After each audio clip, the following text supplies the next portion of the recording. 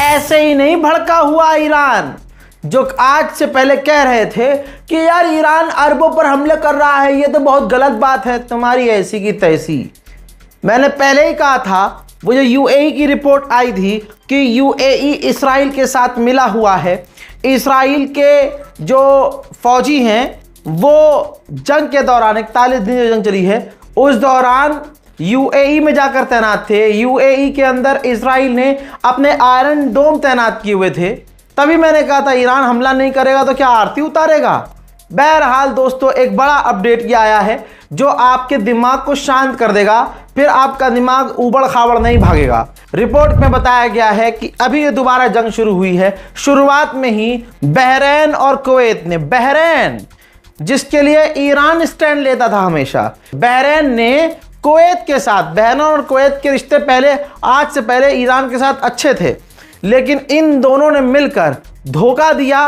Bahrain और Kuwait ने मिलकर शुरुआत में ही अमेरिका के इशारे पर, अमेरिका के कहने पर ईरान में हमले किए। और कमाल की बात यह है कि सारे सुअर अब एक तरफ हो गए हैं।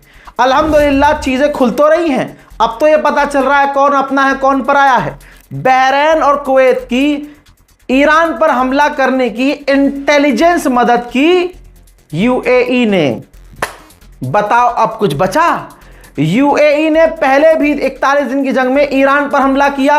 यूएई की मदद इसराइल ने की थी। इसराइल यूएई को इंटेलिजेंस दे रहा था, अपने हथियार दे रहा था, आयरन डोम दे रहा था।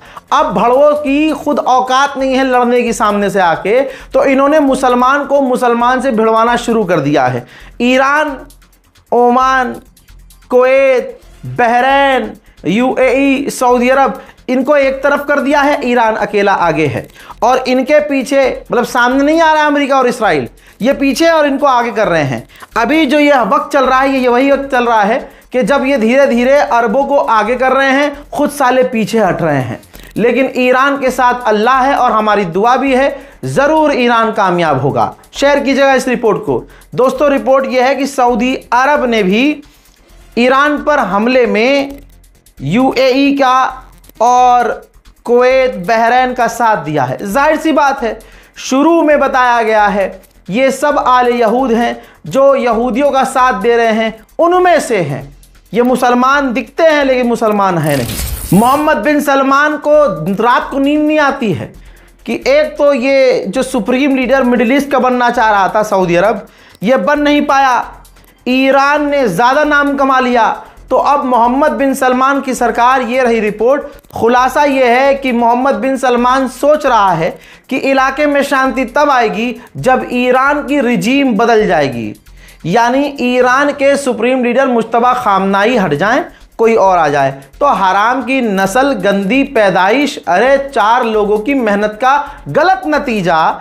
एक बात तो बता, यही तेरे वालिद मोहतरम डोनाल्ड ट्रंप ने कहा था कि ईरान की रिजीम चेंज करनी है। ये कहते हुए ईरान पर हमला किया, खामनाई को शहीद कर दिया। बता तू और तेरे बाप क्या उखाड़ पाए। अब तुम मुश्तबा खामनाई को कत्ल करोगे, तो आज जनता को जवाब मिल गया होगा कि मुश्तबा खामनाई सामने क्यों नहीं आ रहे हैं। कोई तो अपना हो। जो ईरान के अंदर है वो भी 100% अपने थोड़ी हैं। मोसाद वहाँ घूम रहा है, CIA वहाँ घूम रहा है, एजेंसीज वहाँ घूम रही हैं। बहरहाल रिपोर्ट को शेयर कीजिए। अमेरिका ने ईरान पर जो हमले किए हैं, अब तक एक कम 60 ईरान के लोग मारे गए हैं, लगभग 6 से 650 लोग घायल हुए हैं। ईरान के जस्क के पोर्ट पर अमेरिका के आतंकी हमले हुए हैं। विजुअल आपके सामने है।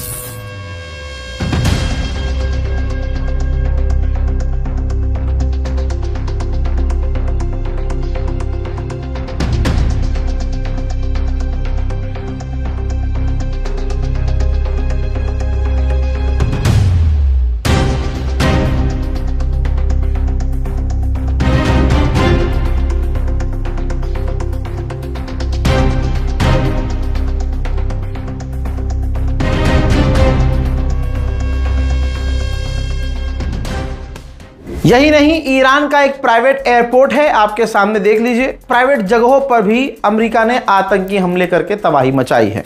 हजरात, फिलहाल के रिपोर्ट में इतना ही। इस रिपोर्ट को शेयर कीजिएगा, दुआओं में याद रखिएगा। चैनल को सब्सक्राइब करना बिल्कुल मत भूलिएगा। लाल बटन आता है जिस पर सब्सक्राइब लिखा हुआ होता है, कर्सर लेके जाना है, अपनी उंगली लेके जानी है, बिस्मिल्लाह पढ़ना है और सब्सक्राइब कर लेना है। जय हिंद।